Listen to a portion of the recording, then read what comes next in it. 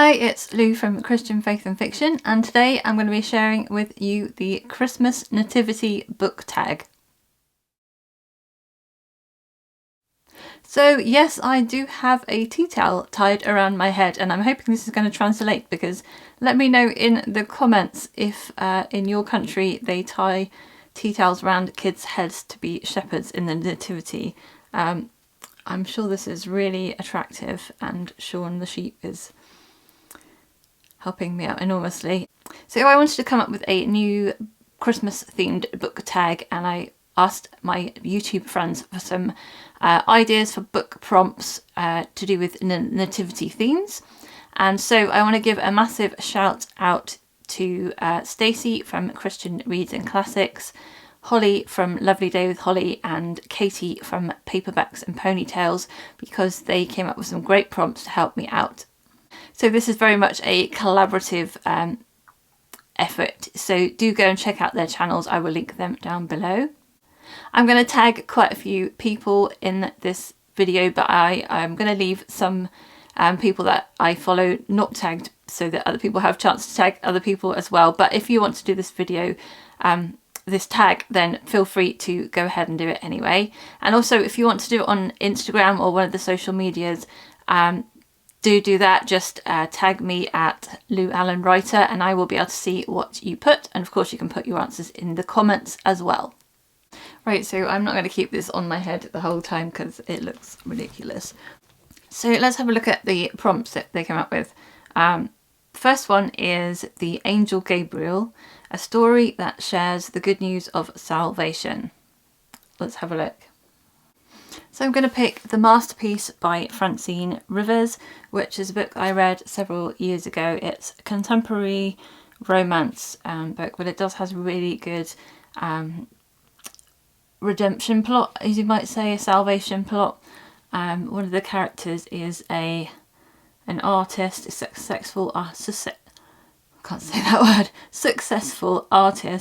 who is also like a graffiti artist, and is not with God, and has, you know, troubles from his past. And throughout the book he learns to trust God and to come to faith, and I really enjoyed this book.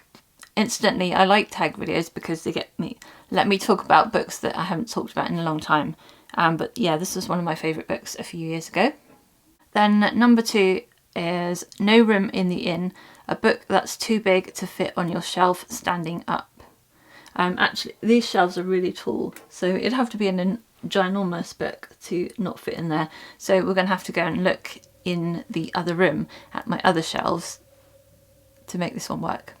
Okay, let's have a look for some tall books that don't fit on the shelves. Quite a few of my theology books from back in the day, they fit on this shelf, but they don't fit on, like, up here.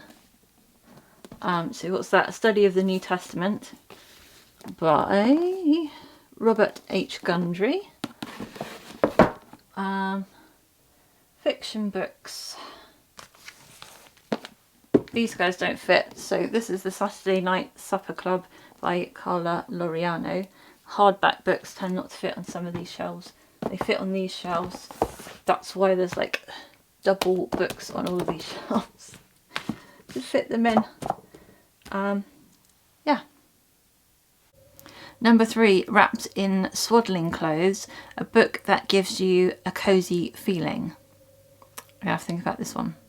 Okay, so I'm going to pick Baby It's Cold Outside by Susan May Warren. This is one of my favourite Christmas reads. I can't remember if it was last year or the year before, but it is about 4 or 5 people who get trapped in a house at Christmas during a snowstorm, and they can't get out, and they have to sort of live together there, and it's all a bit cosy in a good way and a bad way.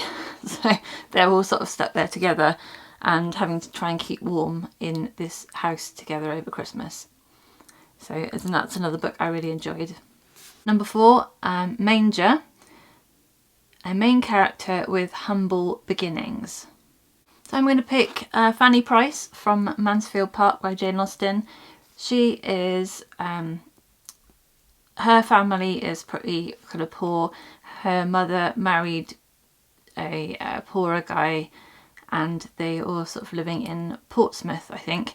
And then her rich uncle and aunt sort of take her from there and take her to live at Mansfield Park and be a kind of companion to her cousins, but she's always sort of a little more lowly than them and thought of less worth than them especially by her aunt, her not so nice aunt.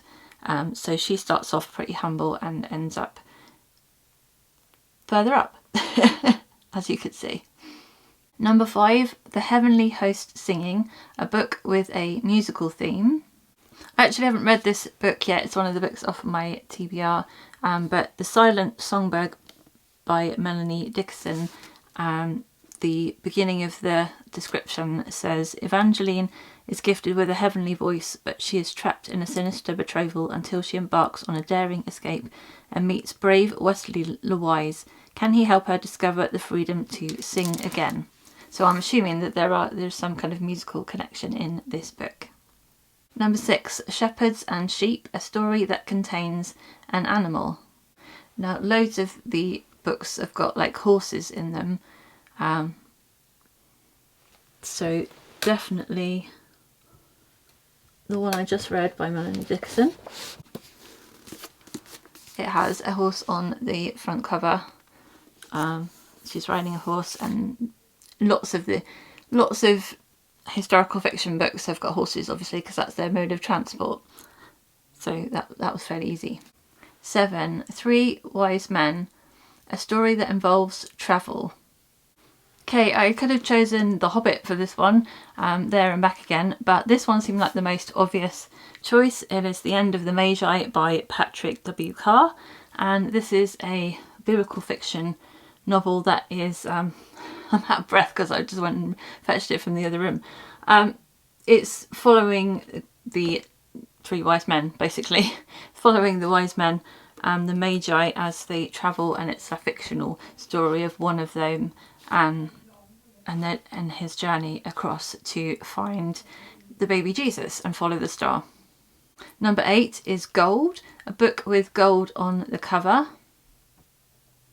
Actually, that one's easy for me to do because all of these classic editions down here, they all have gold writing on them.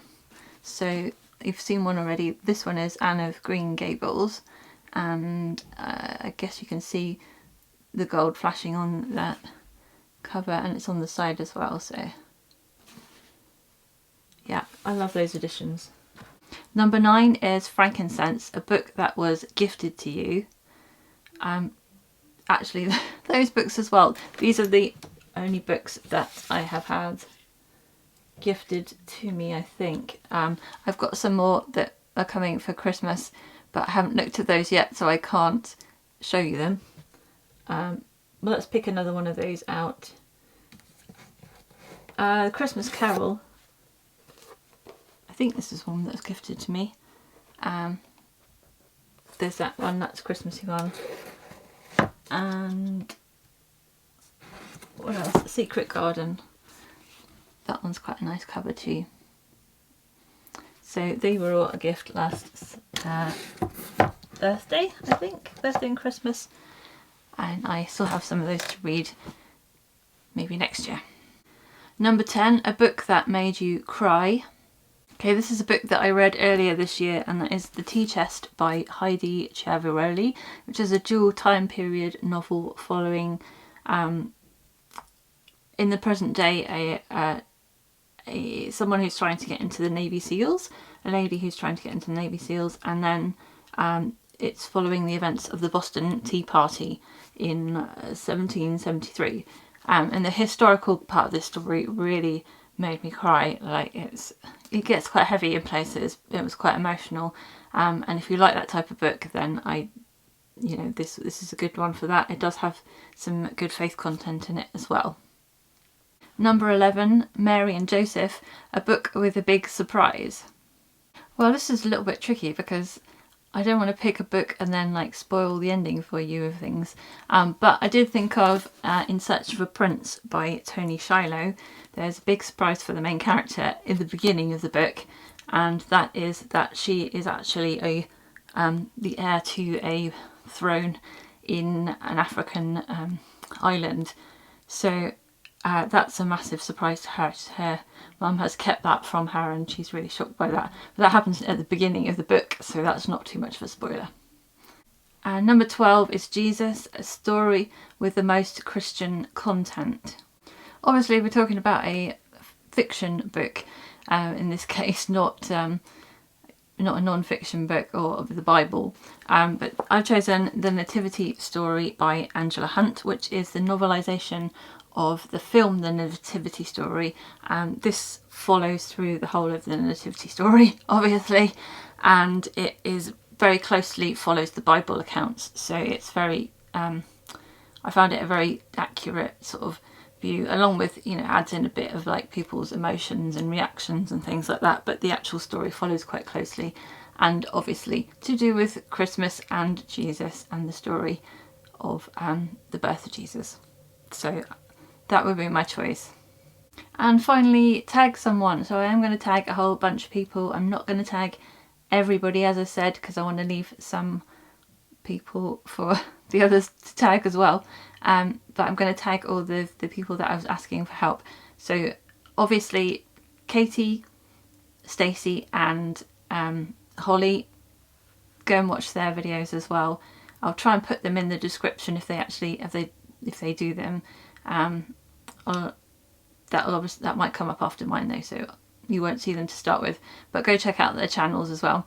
And then Celestria, I'm going to tag, and Miriam Elizabeth Reads, Oshina, Gotta Read 'Em All, Chloe at Always Booked, Amanda at Book Lover Amanda, Chantel at Chantel Reads All Day, Amy at Pretty Little Paperbacks, Melanie at Melanie Kilsby, Lindsay from BFCG, Alicia from For the Love of Christian Fiction. I hope I remembered everyone that I messaged there. If you haven't seen any of these ladies' channels, please do go and check them out. Link or tag them down below so you can do that. If you would like to do this tag, as I said, go ahead, do it anyway. And do tag me either on here or on social media. Okay, I hope you found this a fun thing to do. I found it fun to film it. I hope you're having a great December, and until next time, God bless. Bye.